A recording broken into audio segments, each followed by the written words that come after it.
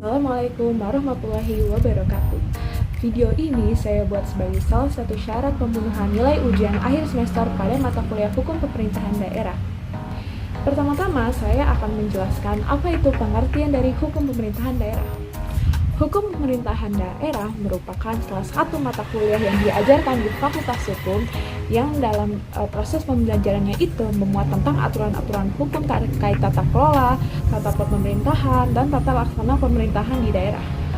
Hukum pemerintahan daerah sendiri juga memuat 12 substansi. Substansi tersebut yaitu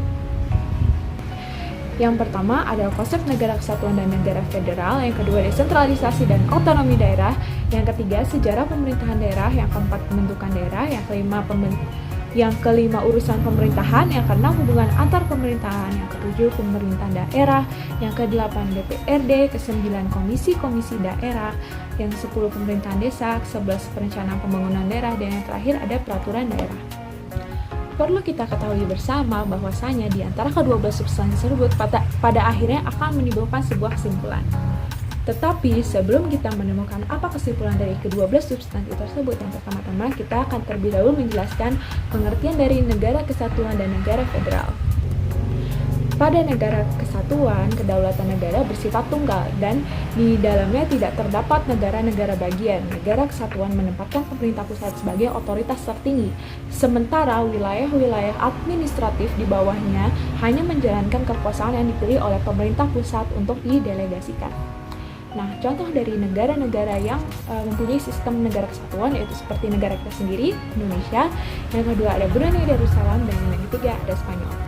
Berbeda dengan negara federal, kedaulatan negara serikat atau negara federal berasal dari negara bagian, yang mana sebagian kedaulatan tersebut diserahkan kepada negara federal, sehingga pada hakikatnya kedaulatan berada pada negara bagian. Contoh dari negara yang berbentuk serikat atau federal itu seperti Amerika Serikat, India, dan Jerman. Ciri-ciri negara serikat itu mempunyai lebih dari satu kepala negara, memiliki lebih dari satu konstitusi, memiliki lebih dari satu kabinet, dan memiliki lebih dari satu lembaga perwakilan. Kemudian setelah saya memahami dan menganalisis seluruh substansi tersebut, saya sudah menghasilkan sebuah kesimpulan, yaitu kedua substansi tersebut merupakan elemen-elemen yang seharusnya ada dalam pembentukan suatu daerah.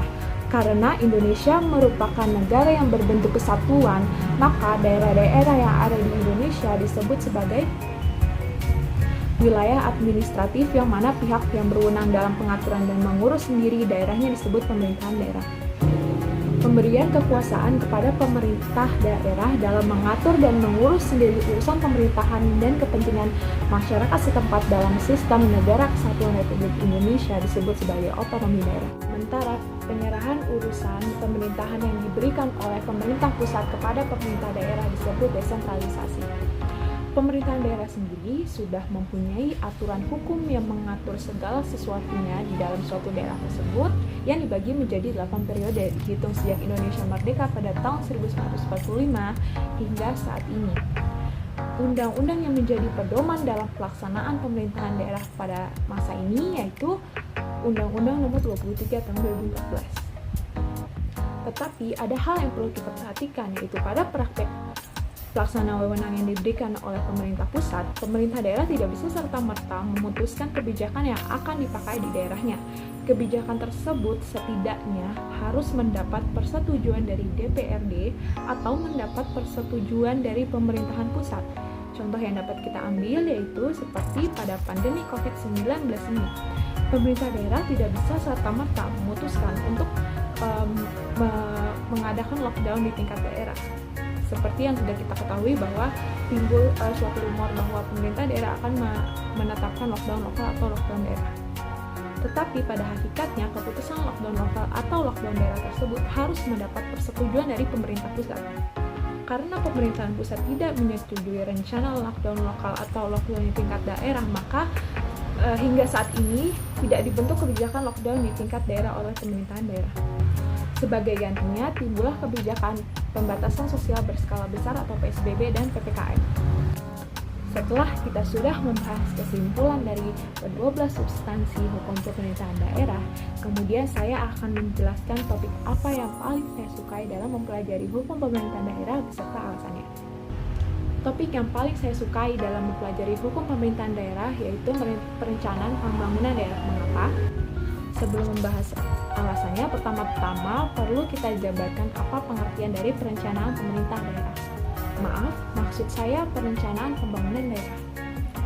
Berdasarkan Peraturan Menteri Dalam Negeri Republik Indonesia Nomor 86 Tahun 2017, perencanaan pembangunan daerah adalah suatu proses untuk menentukan kebijakan masa depan melalui urutan pilihan yang melibatkan berbagai unsur pemangku kepentingan guna pemanfaatan dan pengalokasian sumber daya yang ada dalam jangka waktu tertentu di suatu daerah. Selanjutnya dijelaskan bahwa perencanaan pembangunan daerah bertujuan untuk mewujudkan pembangunan daerah dalam rangka peningkatan dan pemerataan pendapatan masyarakat, kesempatan kerja, lapangan berusaha, meningkatkan akses dan kualitas pelayanan publik, dan daya saing daerah. Perencanaan pembangunan daerah sendiri berbentuk draft seperti undang-undang yang disahkan oleh gubernur melalui persetujuan DPRD. Saya menyukai topik perencanaan pembangunan daerah karena menurut saya perencanaan pembangunan daerah merupakan salah satu wujud atau hasil dari pajak yang dibayarkan oleh masyarakat selama ini. Nah, perolehan tersebut merupakan perolehan secara tidak langsung. Selain itu, pembentukan perencanaan pembangunan daerah juga tidak terlepas dari keikutsertaan masyarakat. Contoh yang dapat kita ambil yaitu seperti pada daerah saya sendiri, yaitu daerah DKI Jakarta. Pada daerah DKI Jakarta terdapat sebuah aplikasi yang bernama Jaki atau Jakarta Kini.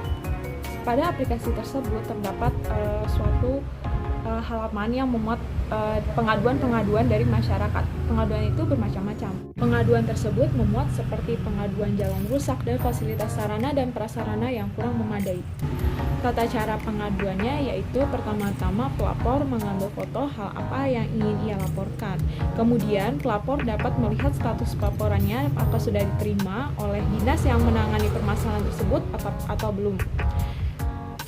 Kemudian setelah pelaporannya diterima dan sudah ditindaklanjuti, akan dikonfirmasi dalam bentuk foto oleh dinas yang berwenang dalam menangani permasalahan tersebut.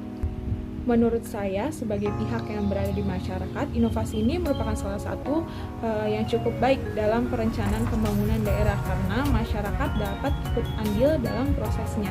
Jika pembangunan pada suatu daerah berjalan dengan baik dan cukup pesat, maka menurut saya akan menimbulkan perasaan puas pada masyarakat di suatu daerah tersebut karena melihat daerahnya sendiri sudah berkembang dengan pesat.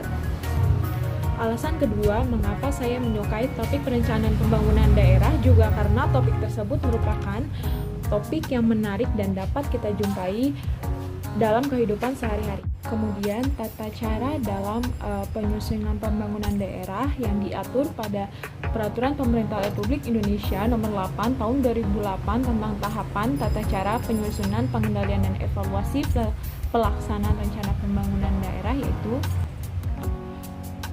disusun dengan tahapan yang pertama penyusunan rancangan awal, yang kedua pelaksanaan musrenbang atau musyawarah rencana pembangunan daerah, yang ketiga perumusan rancangan akhir, yang terakhir adalah penetapan rencana. Perencanaan pembangunan daerah pada pasal 3 dirumuskan secara transparan, responsif, efisien, efektif, akuntabel, partisipatif, terukur, berkeadilan, dan berkelanjutan. Prinsip perencanaan pembangunan daerah pada pasal 2 itu yang pertama, perencanaan pembangunan daerah merupakan satu kesatuan dalam sistem perencanaan pembangunan nasional. Yang kedua, perencanaan pembangunan daerah dilakukan pemerintahan daerah bersama para pemangku kepentingan didasarkan peran dan kewenangan masing-masing. Yang ketiga, perencanaan pembangunan daerah mengintegrasikan rencana tata ruang dengan rencana pembangunan daerah. Dan yang keempat, perencanaan pembangunan daerah dilaksanakan berdasarkan kondisi dan potensi yang dimiliki oleh masing-masing daerah sesuai dengan dinamika perkembangan daerah dan nasional. Sekian penjabaran materi mata kuliah hukum pemerintahan daerah beserta kedua substansinya dari saya. beserta alasan dari salah satu topik dari kedua substansi tersebut. Saya memohon maaf yang sebesar-besarnya jika masih terdapat banyak kekurangan dari video saya. Dan saya ingin mengucapkan terima kasih kepada dosen hukum pemerintahan dari kelas saya, yaitu Bapak Dr. Zulkarnain Ridwan, SHMH. Terima kasih telah memberikan materi dan mengajar di kelas kami selama 1 semester. Semoga materi yang Bapak berikan dapat menjadi penambahan ilmu bagi kami dan dapat menjadi ladang pahala untuk Bapak. Terima kasih saya ucapkan. Wabillahi taufiq wal hidayah. Assalamualaikum warahmatullahi wabarakatuh. Terima kasih.